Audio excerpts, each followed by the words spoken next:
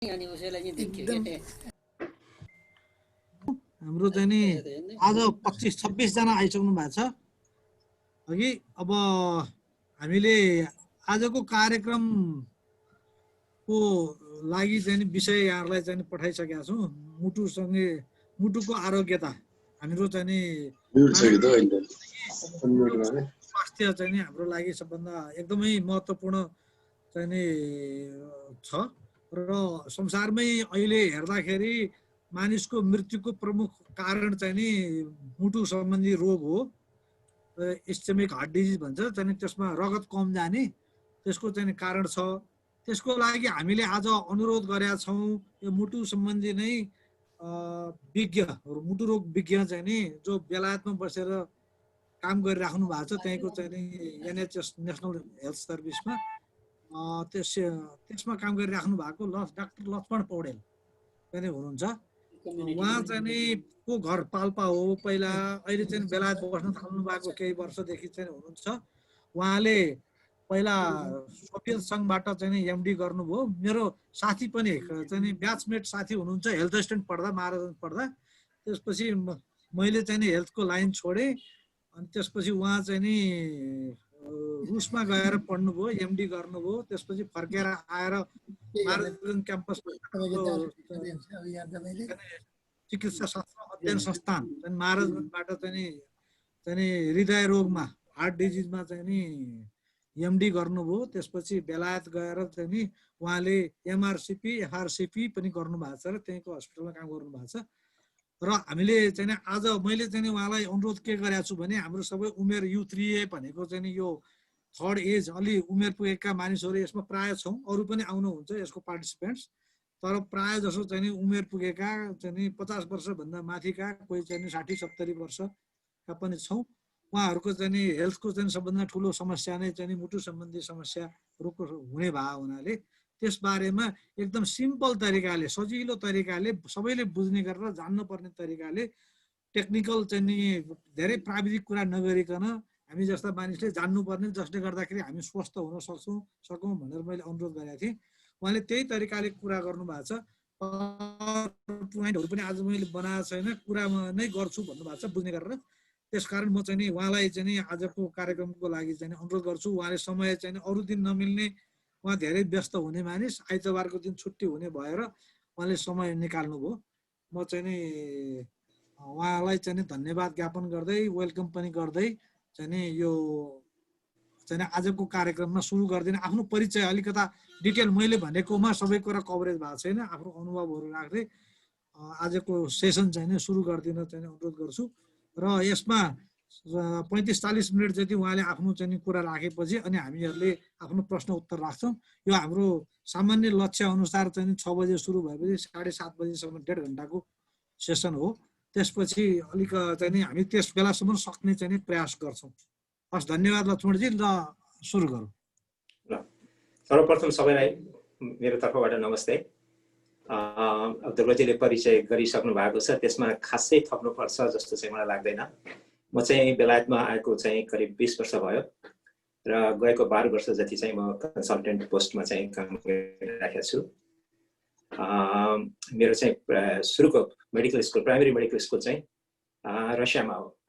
त्यसकारण चाहिँ अलिकति नेपाली, अलिकति रसियन, अब रसियन भाषा त यहाँ काम लाग्दैन, अलिकति अङ्ग्रेजी सबै मिसमास गरेर नै अब म चाहिँ बोल्ने कोसिस गर्छु। मलाई यो अवसरको लागि चाहिँ धेरै धेरै धन्यवाद। र ध्रुवजीले चाहिँ प्रस्ताव राख्नुभयो, लक्ष्मणजी केही गरौँ, हामीहरू यस्तो गरिराखेका छौँ, तपाईँले पनि केही गरौँ भन्दाखेरि अब के गर्ने होइन, यस्तो किसिमको चाहिँ यो खालको अडियन्सलाई चाहिँ मैले त यस्तो गरेको छैन कहिले पनि। बेलायतमा चाहिँ 2-3 चोटि मैले नेपालीहरू, यो जुन रिटायर्ड मिलिट्री म्यानहरू चाहिँ यो लन्डनको चाहिँ वेम्बली एरियातिर, त्यस पछाडि यो हिथ्रोको नजिकै अनि वेल्सको एउटा भागमा बस्ने उनीहरूको लागि चाहिँ मैले विभिन्न समयमा चाहिँ यही कार्डियोभास्कुलर हेल्थ सम्बन्धी, मुटु सम्बन्धी रोगहरू सम्बन्धी जनचेतना जगाउने हिसाबले चाहिँ प्रोग्रामहरू गरेका थिएँ। त्योभन्दा अलिकति भिन्न किसिमको हुन्छ। अब सुरुवातमा चाहिँ यो भन्न मन लाग्यो कि 2019 मा चाहिँ विश्व स्वास्थ्य सङ्गठनले ग्लोबल हेल्थमा चाहिँ 10 वटा मेजर थ्रेटहरू चाहिँ उसले चाहिँ आइडेन्टिफाई गरेको छ। त्यो 10वटा मेजर थ्रेट आइडेन्टिफाई गरेको मध्ये एउटा चाहिँ नन कम्युनिकेबल डिजिज अथवा सरुवा नहुने खालको रोगहरू पनि हो र त्यसमा चाहिँ मधुमेह, त्यस पछाडि मुटु सम्बन्धी रोगहरू अनि हाई ब्लड प्रेसरहरू पनि पर्दछन्। र अरू 10वटा के रहेछ त ग्लोबल थ्रेट भनेर भन्दाखेरि चाहिँ अब एउटा चाहिँ यो जलवायु जुन परिवर्तन छ र प्रदूषण त्यो एउटा छ। त्यस पछाडि चाहिँ अनि यो ग्लोबल इन्फ्लुएन्जा पेन्डेमिक, अब यति बेला हामी चाहिँ कोभिड पेन्डेमिकलाई फेस गरिराखेका छौँ, तर यो चिज चाहिँ पेन्डेमिकको थ्रेट चाहिँ पहिले नै आइडेन्टिफाई भइसक्यो हो। यो हुन्छ भन्ने सबैलाई थाहा थियो, कहिले हुन्छ भन्ने मात्रै चाहिँ थाहा थिएन। त्यस पछाडि चाहिँ आएर अनि अरू थ्रेटहरूमा चाहिँ अब यो अफ्रिकातिरको चाहिँ इबोला अथवा चाहिँ हाई थ्रेट प्याथोजेन्स भन्छ, इबोला जस्तो चाहिँ अति नै संक्रमित र अति नै उच्च चाहिँ मृत्युदर भएको चाहिँ रोगहरू। त्यस पछाडि आएर चाहिँ यो एन्टिमाइक्रोबियल रेजिस्टेन्स, यो जीवाणुहरूमा चाहिँ लाई चाहिँ यो एन्टिबायोटिकले काम नगर्ने एउटा त्यो समस्या। त्यस्तै गरिकन अल्प विकसित राष्ट्रहरूमा चाहिँ भ्याक्सिन को चाहिँ प्रयोगको कम। त्यस्तै गरिकन चाहिँ एचआइभी, डेङ्गु, यसरी विभिन्न 10वटा चाहिँ आइडेन्टिफाई गरेको मध्ये चाहिँ नन कम्युनिकेबल डिजिज हो। र त्यसमा चाहिँ म आज विशेष गरिकन चाहिँ मुटु सम्बन्धी रोगमा फोकस गर्छु। र मुटु सम्बन्धी रोगमा पनि हाम्रो मुटुको धमनीमा हुने रोग जसलाई हामी कोरोनरी आर्टरी डिजिज भन्छौँ, त्यसमा नै म फोकस गर्नेछु। यो एकदम हेट्रोजेनस, पर्टिकुलरली चाहिँ नन मेडिकल ग्रुपको लागि नै टार्गेट गरेर म चाहिँ प्रस्तुत हुन्छु। अलिकति चाहिँ सुरुवातमा चाहिँ मुटु सम्बन्धी जानकारी हामी सबैलाई थाहा छ कि अधिकांश हामीहरूको चाहिँ मुटु चाहिँ हाम्रो छातीको देब्रेपट्टि हुन्छ। एकदमै कुनै कुनै अनामालीहरूमा चाहिँ दाहिनेपट्टि पनि हुन्छ, हामीले त्यसलाई डेक्स्ट्रोकार्डियम भन्छौँ। र मुटु चाहिँ हाम्रो शरीरको चाहिँ एकदमै महत्त्वपूर्ण अङ्ग त हो नै, तर यो चाहिँ हाम्रो विभिन्न इमोसन्सहरूसँग पनि जोडिएको छ। मैले तिमीलाई मुटुदेखि नै माया गर्छु, मैले मेरो मुटुको एकदम मनतिर बटम अफ द हार्टबाट म तिमीलाई चाहिँ धन्यवाद दिन्छु, यस्ता यस्ता कुराहरू पनि प्रयोग गरिन्छ। हामीले अरू कुनै पनि अङ्गको नाम लिँदैनौँ यो कुराहरू गर्दाखेरि। त्यस कारण चाहिँ मुटुको कुनै एउटा चाहिँ उच्च स्थान चाहिँ छ, हाम्रो फिजिकल हेल्थ मात्र होइन कि हाम्रो इमोसनल, हाम्रो चाहिँ मेन्टल हेल्थमा पनि छ जस्तो चाहिँ लाग्छ। यो लगभग हामी सबैले यदि हाम्रो मुठी कसेर चाहिँ यसरी हेऱ्यो भनेदेखि चाहिँ हाम्रो मुठीको साइजको चाहिँ हुन्छ यो लगभग, कि अप्रोक्सिमेटली 280 ग्रामदेखि 300 ग्रामसम्मको चाहिँ यसको चाहिँ वेट हुन्छ। र मुटु चाहिँ सिम्पली भन्दाखेरि यो एक किसिमले यो पम्प हो, यसको अरू केही काम छैन। यो चाहिँ पम्प हो, यसको काम चाहिँ यसले चाहिँ रक्त सञ्चार गर्ने हो। तर त्यो पम्पको काम गर्नको लागि यसमा दुईटा चिजहरू जरुरी पर्छ। एउटा यसको चाहिँ मेकानिकल कम्पोनेन्ट, त्यसले चाहिँ पम्प गर्ने प्रेसर, तर त्यो मेकानिकल कम्पोनेन्टलाई चाहिँ गाइड गर्नको लागि चाहिँ यसभित्र वायरिङ चाहिन्छ, इलेक्ट्रिकल वायरिङ अथवा त्यसलाई चाहिँ इलेक्ट्रिकल कम्पोनेन्ट। त्यसकारण चाहिँ हाम्रो मुटु भनेको चाहिँ यो मेकानो इलेक्ट्रिकल अथवा इलेक्ट्रोमेकानिकल चाहिँ हाम्रो चाहिँ डिभाइस हो। र धेरै जसो समस्याहरू आउने पनि यही दुई कम्पोनेन्टमै हुन्। तर अब रक्त सञ्चारलाई एउटा कुनै डिरेक्सन दिनको लागि, एउटा फ्लो दिनको लागि मुटुभित्र भाल्भ हुन्छ। हामीले भाल्भको रोगहरू पनि सुनेका छौँ। र त्यस्तै गरिकन मुटु चाहिँ एउटा एक किसिमको पर्दाभित्र चाहिँ लुकेर बसेको हुन्छ, जसलाई हामी पेरिकार्डियम भन्छौँ। र पेरिकार्डियमको पनि रोगहरू हुन्छ। तसर्थ चाहिँ मुटुमा रोग हुनेमा चाहिँ मुटुको चाहिँ यो पर्दा पेरिकार्डियमको रोग, मुटुको चाहिँ मांसपेशीको रोग, मुटुको भाल्भको रोग र मुटुमा रक्त सञ्चार गर्ने, मुटु आफैलाई पनि रगत चाहिन्छ, त्यो रक्त सञ्चार गर्ने कोरोनरी आर्टरिजहरूको रोग। त्यसमा चाहिँ आज हामी कोरोनरी आर्टरिजको रोगहरू सम्बन्धी फोकस गर्नेछौँ। हामी चाहे निद्रामा हौँ, चाहे हामी चाहिँ उठेको हौँ, मुटुले 24 घण्टा काम गर्नुपर्छ। हरेक मिनटमा 1 मिनटमा मुटुले करिब 5 देखि 6 लिटर चाहिँ रगत फाल्छ।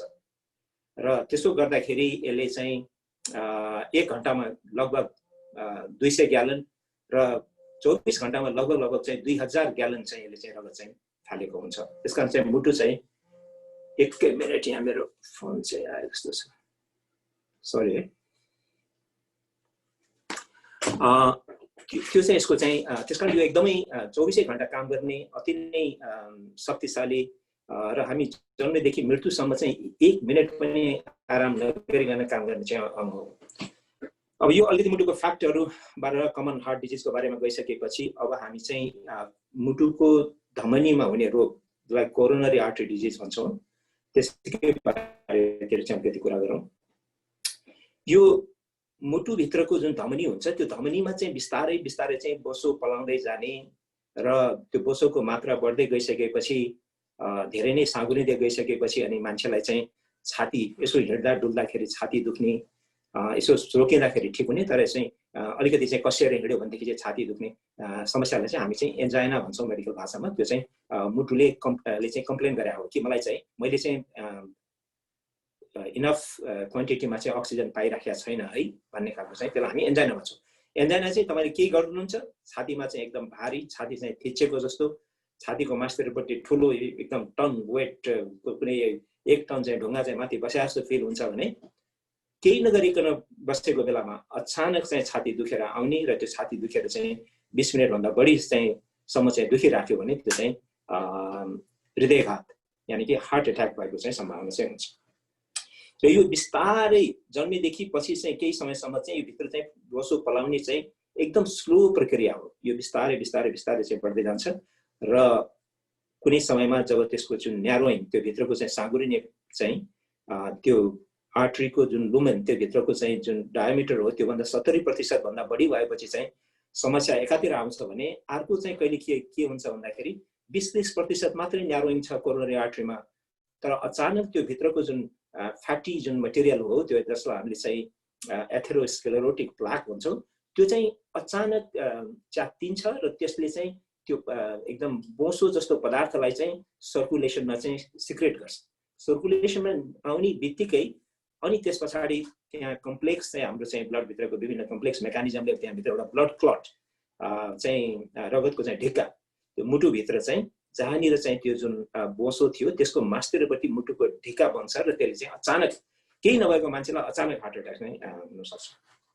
अब यो सबै त अब रोगको बारेमा हामी आज डिटेलमा हामी जाँदैनौँ। अब यो कोरोनरी आर्टरी डिजिज मुटुको धमनी कसलाई हुन्छ त, यो रोग चाहिँ कसलाई लाग्छ, यो रोग लाग्ने कारणहरू के हुन् भन्नेतिर नै आज फोकस गरौँ र त्यस पछाडि चाहिँ हामी चाहिँ त्यसबाट अलिकति सुरक्षित हुनको लागि हामीले के गर्नुपर्छ भनेर चाहिँ त्यसबारे चाहिँ डिस्कस गरौँला।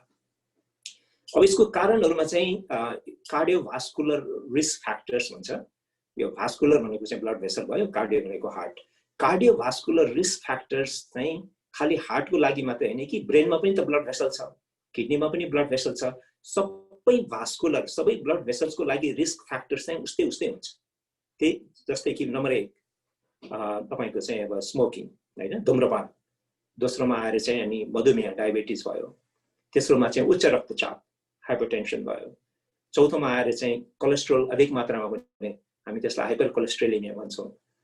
त्यस्तै गरिकन चाहिँ अनि मोटोपना ओबेसिटी भयो, सिडेन्ट्री लाइफस्टाइल एकदम चाहिँ कम काम गर्ने धेरै हिँडडुल नगर्ने बानी र अनि त्यस पछाडि एउटा ठुलो चाहिँ कारण चाहिँ जेनेटिक फ्याक्टर्स जुन चाहिँ यसलाई हामीले दुईटा ग्रुपमा एउटा मोडिफाएबल रिस्क फ्याक्टर्स र अर्को चाहिँ नन मोडिफाएबल रिस्क फ्याक्टर्स।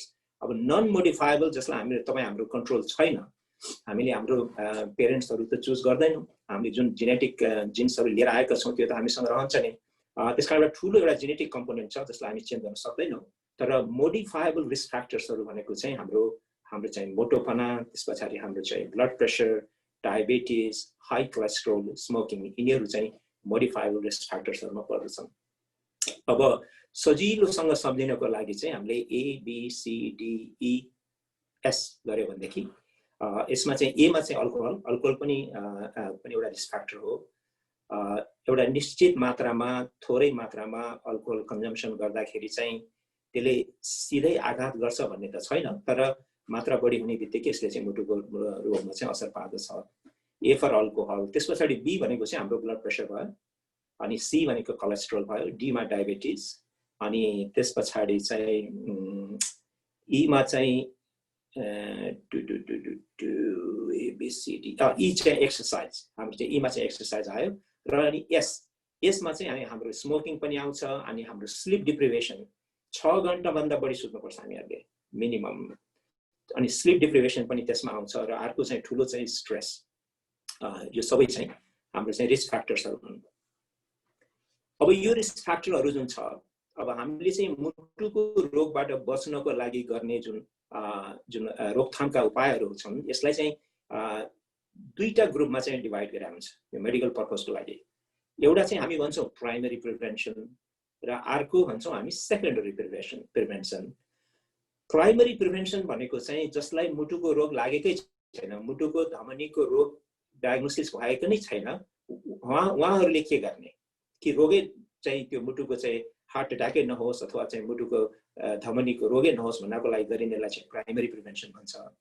र त्यो रोग पत्ता लगाइसकेपछि, रोग भइसकेपछि गर्ने जुन तरिका हो त्यसलाई चाहिँ हामी सेकेन्डरी प्रिभेन्सन भन्छौँ।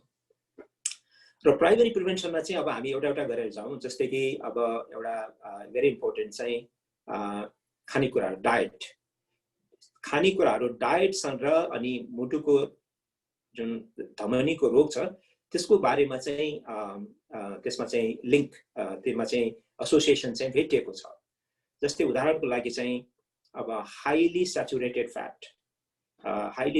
फ्याटमा चाहिँ त्यस्तो खालको चाहिँ चिल्लो पदार्थ चाहिँ जसलाई हामीले रुम टेम्परेचरमा राख्दाखेरि जमेको हुन्छ, जस्तै कि घिउ भयो अथवा चाहिँ वनस्पति घिउ भयो हैन, अथवा चाहिँ बोसो नै भयो, यिनीहरू चाहिँ हाइली स्याचुरेटेड फ्याटमा पर्छ। हाइली स्याचुरेटेड फ्याटको कन्जम्सन चाहिँ बढी मात्रामा भयो भने त्यसको चाहिँ सिधा चाहिँ कनेक्सन चाहिँ मुटुको रोग, कोरोनरी आर्टरी डिजिजसँग छ। त्यस्तै गरिकन हामीले प्रयोग गर्ने चाहिँ नुनको मात्रा हामी कति प्रयोग गर्दछौँ? नर्मल्ली हामीहरूलाई चाहिँ 5 ग्राम भन्दा कम नुन चाहिँ 24 घण्टामा भए पुग्छ। त्योभन्दा बढी चाहिँ प्रयोग भयो भनेदेखि पनि त्यसले चाहिँ डाइरेक्टली अथवा इन्डाइरेक्टली चाहिँ मुटुको रोगसँग चाहिँ त्यो सम्बन्धित छ।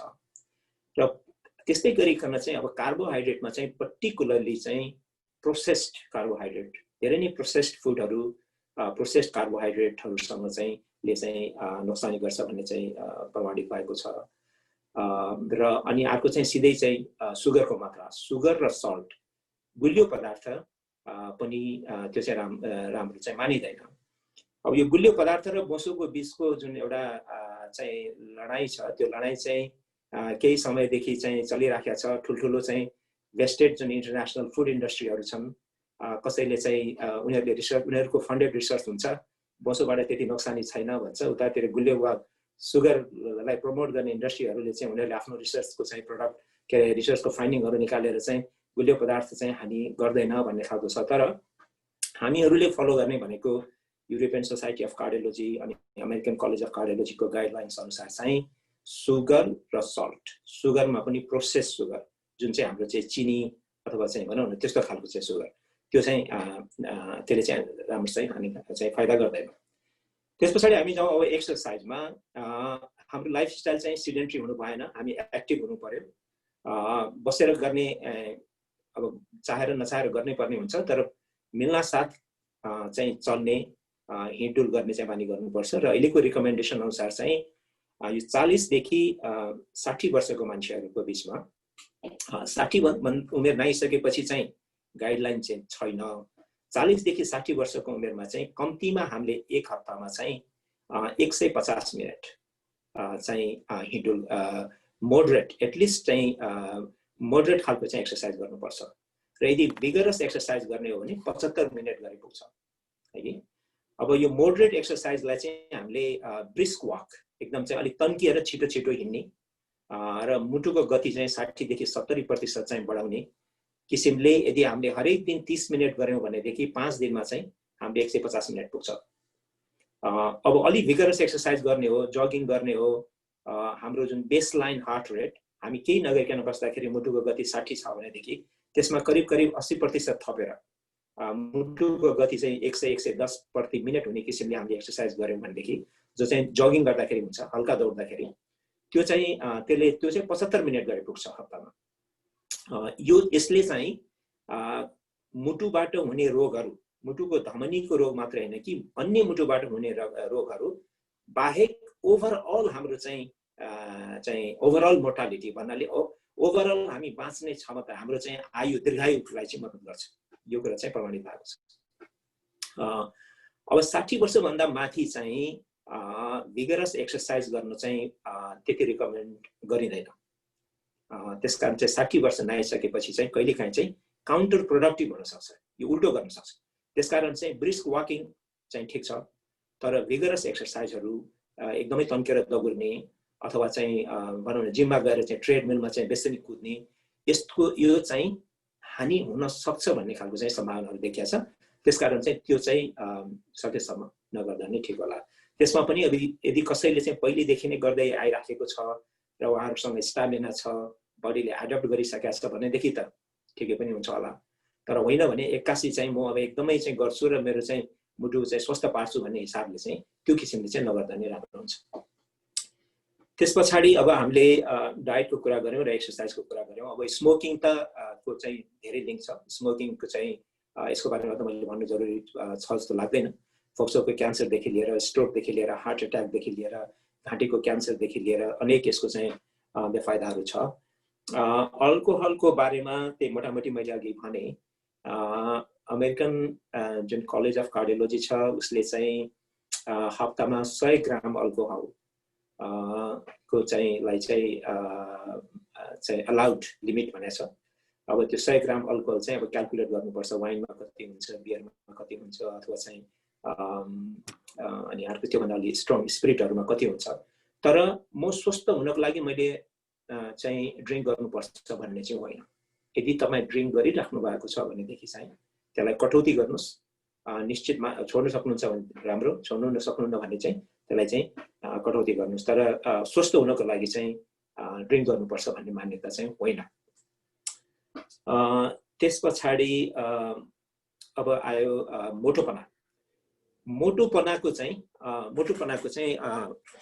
छ, मुटुको रोगसँग चाहिँ मोटोपनाको विभिन्न रोगहरूसँग चाहिँ सम्बन्ध छ। त्यसमा चाहिँ अब मुटुको रोग, हार्ट एट्याकसँग पनि यसको सम्बन्ध छ। अब मोटोपनालाई चाहिँ नाप्ने अहिले चाहिँ रिसर्चहरूमा स्टडी गर्दाखेरि दुई किसिमले गर्ने गरेका छन्। एउटा चाहिँ बडी मास इन्डेक्स भन्छ। त्यो चाहिँ तपाईँको जुन वेट छ त्यसलाई किलोग्राममा राखेर त्यसको मुन्तिरपट्टि तपाईँको हाइट जुन छ मिटरमा त्यसलाई चाहिँ स्क्वायर मल्टिप्लाई गरेर अनि डिभाइड गर्यो भने बडी मास इन्डेक्स आउँछ। र एउटा चाहिँ बडी मास इन्डेक्सलाई चाहिँ बेस बनाएर रिसर्च भएको छ भने अर्को चाहिँ हिप एन्ड वेस्ट रेसियो। तपाईँको जुन त्यो हिपको सबभन्दा चौडा भाग छ त्यसको चाहिँ तपाईँको चाहिँ सर्कमफरेन्स र अनि वेस्ट ठ्याक्क चाहिँ नाइटोभन्दा माथिपट्टिको जुन जहाँ हामीले चाहिँ पाइन्टहरू लगाउँछौँ त्यो भागको चाहिँ वेस्ट, त्यसको रेसियो पनि युज भएको छ। अब यो बडी मास इन्डेक्स भन्दा चाहिँ तपाईँको जुन वेट छ नि, हामी सबैको वेट एउटै प्रकारको हुँदैन। कसैको वेटमा चाहिँ धेरै मसल हुन्छ, कसैकोमा बढी मोसो हुन्छ, कसैकोमा चाहिँ हड्डीहरू चाहिँ एकदम अलि हड्डीको ठुलो हड्डी, धेरै गरुङ्गो हड्डी भएको चाहिँ वेट हुन्छ। र बोसोहरू पनि विभिन्न ठाउँमा। सबभन्दा खराब बोसो चाहिँ जुन हाम्रो भिसेरल फ्याट भन्छ। भिसेरल फ्याट भनेको चाहिँ हाम्रो पेटभित्र जुन अर्गानहरू हुन्छन् त्यो अर्गानहरूमा टाँसिएर बसेको चाहिँ फ्याट चाहिँ नराम्रो मानिन्छ। जबकि अब अरू चाहिँ तपाईँको छाला मुनतिरको चाहिँ सबक्युटेनियस फ्याटहरू छ भने त्यो चाहिँ त्यति हानिकारक चाहिँ मानिँदैन रिलेटिभली। तर हामी जुन इन्डियन सब कन्टिनेन्टमा जुन हामी बस्छौँ, हामी चाहिँ नेपाल, भारत, श्रीलङ्का, बङ्गलादेश, यो हामीहरू इन्डियन सब कन्टिनेन्टमा चाहिँ टिपिकल्ली हामीहरूको चाहिँ मोटोपना चाहिँ पेटमै जान्छ बढी है। यो पेटको मोटोपना त्यसलाई हामी ट्रङ्कल ओबेसिटी भन्छौँ। त्यसको चाहिँ मुटुको रोगसँग चाहिँ बढी चाहिँ सम्बन्ध भेटिएको छ। त्यसकारण चाहिँ हरेक त्यो वेटको जुन चाहिँ फर्मुला छ त्यो चाहिँ ककेसियन्सहरूमा एउटा हुन सक्छ, इन्डियन सब कन्टिनेन्टमा अर्को छ, एसिया पेसिफिकमा अर्को छ। त्यसकारण चाहिँ सबै वेटहरू चाहिँ को चाहिँ कोरोनरी आर्टरी डिजिजसँग चाहिँ बराबर खालको सम्बन्ध चाहिँ छैन। हाम्रोमा चाहिँ मेटाबोलिक सिन्ड्रोम टिपिकल्ली हाम्रो इन्डियन सब कन्टिनेन्टमा चाहिँ मेटाबोलिक सिन्ड्रोम भन्छ, जसमा चाहिँ तपाईँको हाई ब्लड प्रेसर, अनि त्यसपछि डायबिटिज, अनि त्यस पछाडि हाई ट्राइग्लिसराइड्स, अनि त्यस पछाडि युरिक एसिडको मात्रा बढी, अनि त्यसपछि ट्रङ्कल ओबेसिटी। यो पेट चाहिँ बढी चाहिँ सिधै गएर चाहिँ मान्छेको वेट बढ्यो भने पेटमै जाने, त्यो खालको चाहिँ हामीहरूकोमा चाहिँ बढी छ। त्यसकारण चाहिँ वेटलाई चाहिँ कन्ट्रोल गर्नु चाहिँ एकदमै जरुरी छ। वेट कन्ट्रोल गर्नलाई चाहिँ दुई चिजको चाहिँ प्रयोग हुन्छ। एउटा तपाईँको चाहिँ एक्सर्साइज र अर्को चाहिँ तपाईँको खानकी र एक्सर्साइजको रिजल्ट नै वेट हो। एकदम सिम्पल छ, यो कुनै रकेट चाहिँ फर्मुला यसमा चाहिँ छैन। यदि वेटलाई तपाईँले आफ्नो ब्याङ्कको एकाउन्टसँग जोड्नुहुन्छ, त्यससँग चाहिँ कम्पेरिजन गर्नुहुन्छ भने तपाईँले ब्याङ्कको एकाउन्टमा बढी डिपोजिट गर्नुहुन्छ र धेरै त्यहाँबाट चाहिँ कम चाहिँ निकाल्नुहुन्छ भने तपाईँको एकाउन्ट ठुलो हुँदै जान्छ। तपाईँ चाहिँ खर्च बढी गर्नुहुन्छ र एकाउन्टमा डिपोजिट कम गर्नुहुन्छ, तपाईँको एकाउन्ट चाहिँ ब्याङ्कको एकाउन्ट चाहिँ खुम्चिँदै जान्छ। त्यसकारण चाहिँ हामीले खाने मात्रा पनि ठिक हुनु पर्यो, खाने चिज पनि ठिक हुनु पर्यो र हाम्रो चाहिँ व्यायामहरू र एक्सर्साइजहरू चाहिँ प्रशस्त भयो भनेदेखि हामीले चाहिँ आफ्नो वेटलाई चाहिँ कन्ट्रोलमा राख्न सक्छौँ। 1 केजी वेट लुज गर्नुभयो भने तपाईँको वेट अहिले जति छ त्यसमा 1 केजी वेट लुज गर्नुभयो भने र तपाईँ यदि ब्लड प्रेसरको रोगी हो भने 1 केजी वेट लुज गर्दाखेरि तपाईँको कम्तीमा 1 मिलिमिटर अफ मर्करी चाहिँ तपाईँको चाहिँ ब्लड प्रेसर आफै कम हुन्छ। तपाईँले अब 7-8 किलो चाहिँ वेट लुज गर्नुभयो भने तपाईँको ब्लड प्रेसर चाहिँ 7-8 मिलिमिटर अफ मर्करी औषधि नखाइकन पनि कम हुन सक्ने चाहिँ आँकडाले देखाएको छ। यो चाहिँ तपाईँको चाहिँ अब मोटोपनाको बारेमा भयो, हामीले स्मोकिङलाई टच गऱ्यौँ। अनि अब यदि तपाईँ कसैलाई चाहिँ उच्च रक्तचाप अथवा चाहिँ मधुमेहको चाहिँ रोग छ भनेदेखि चाहिँ त्यसलाई त कन्ट्रोल गर्नु पर्यो। र मैले चाहिँ ओबिसिटीलाई चाहिँ बढी जोड किन दिन चाहन्छु भने ओबिसिटीको चाहिँ सिधै कनेक्सन चाहिँ हाई ब्लड प्रेसरसँग पनि छ। ओबेसिटीको कनेक्सन चाहिँ तपाईँको डायबिटिजसँग पनि छ, पर्टिकुलरली टाइप 2 डायबिटिज जहाँ चाहिँ त्यो इन्सुलिन नचाहिने जुन बढी चाहिँ हाम्रो नेपालतिर बढी पाइने यो ट्याब्लेट खाएर चाहिँ कन्ट्रोल हुने डायबिटिजहरू। त्यसकारण चाहिँ यदि हामीले ओबेसिटीलाई एड्रेस गर्न सक्यौँ भनेदेखि चाहिँ ब्लड प्रेसर पनि आफ्नो ठिक ठाउँमा आउन सक्छ। अथवा तपाईँ धेरै औषधि खाइरहनु भएको छ भने औषधि घटाउन सकिन्छ। तपाईँको चाहिँ डायबिटिज ठिक ठाउँमा आउन सक्छ। यदि तपाईँलाई पुरा डायबिटिज भएको छैन र प्री डायबिटिक हुनुहुन्छ भने डायबिटिक नहुन सक्छ, त्यो बचाउन सकिन्छ। त्यस पछाडि तपाईँको अरू रोगहरू, तपाईँको चाहिँ जोड्नी दुख्नेहरू, जोइन्टको रोगहरू, हिपको आर्थराइटिसहरू, अनि वेट कम भयो भने तपाईँको राति निद्रा राम्रो पर्छ। किनभने राति धेरै मान्छेहरूलाई वेट बढी हुने मान्छेलाई राति घुर्ने समस्या हुन्छ, जसलाई हामी अब्स्ट्रक्टिभ स्लिप एपनिया भन्छौँ। राति चाहिँ बेसरी चाहिँ घुर्ने, र घुर्ने चाहिँ एक प्रकारको रोगेको थियो कि घुर्नेसँग चाहिँ सिधा हाई ब्लड प्रेसरको चाहिँ लिङ्क छ। घुर्नेसँग चाहिँ तपाईँको दिनको समयमा तपाईँ जहिले पनि थकित महसुस हुने, यसरी बसेर चाहिँ टिभी हेर्दा हेर्दै भुक्क चाहिँ निदाउने, यो सबै चाहिँ घुर्नेसँग। त्यसकारण चाहिँ वेट चाहिँ एकदमलाई चाहिँ सेन्ट्रल रोल छ। स्मोकिङ चाहिँ बन्दै गर्नुपर्छ र त्यस पछाडि चाहिँ तपाईँले आफ्नो डायबिटिज, हाइपरटेन्सन, हाई कोलेस्ट्रोलहरूलाई चाहिँ कन्ट्रोलमा ल्याउने। यो चाहिँ हामीले चाहिँ मोडिफाएबल रिस्क फ्याक्टरहरूको बारेमा चाहिँ हामीले कुरा गऱ्यौँ। अब लगभग मैले भन्नुपर्ने एउटा स्वस्थ मुटुको लागि स्वस्थ शरीर जरुरी छ। स्वस्थ मुटु हुनको लागि हाम्रो स्वस्थ मनस्थिति हुनु जरुरी छ। र अब हाम्रो जहाँसम्म स्ट्रेसको कुरा छ, यो स्ट्रेसलाई चाहिँ नाप्ने, कसरी नाप्ने भन्ने त्यस्तो कुनै मापदण्ड त छैन। तर पनि स्ट्रेस हामी छौँ या छैनौँ भन्ने कुरा सामान्यतया हामीले चाहिँ हामीले हाम्रो जीवनशैली, हामीले काम गर्ने तौर तरिका, हाम्रो पर्सनालिटी टाइप, हाम्रो चाहिँ पारिवारिक वातावरण, हाम्रो चाहिँ समुदाय छिमेकको वातावरण, र त्यति मात्र होइन कि हाम्रो इभन राजनीतिक र हाम्रो देशको वातावरणले पनि हामीलाई स्ट्रेसमा चाहिँ पारिराखेको हुन्छ।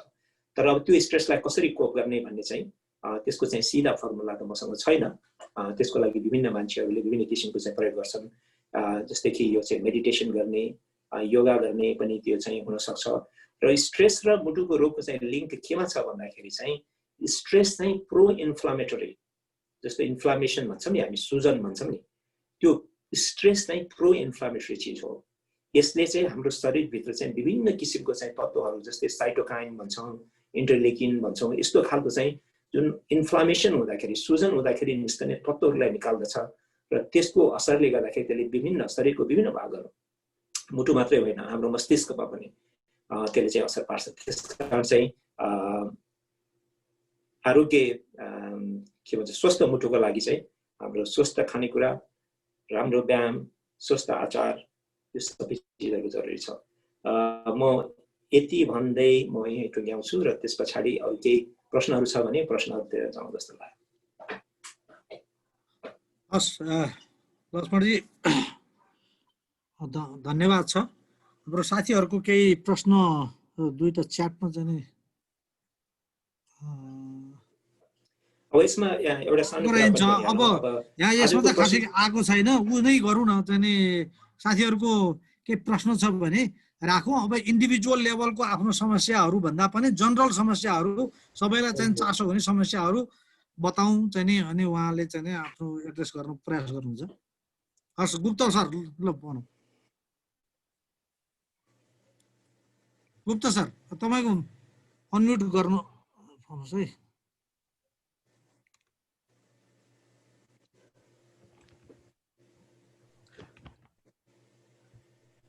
सुनिन्छ सर अहिले?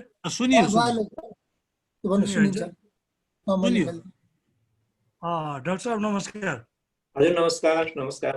मलाई अब वास्तवमा नमस्कार हरेकचोटि भन्नु पर्दैन, अब हामीले गरिसक्यौँ। हजुर मेरो चाहिँ समस्या के छ भने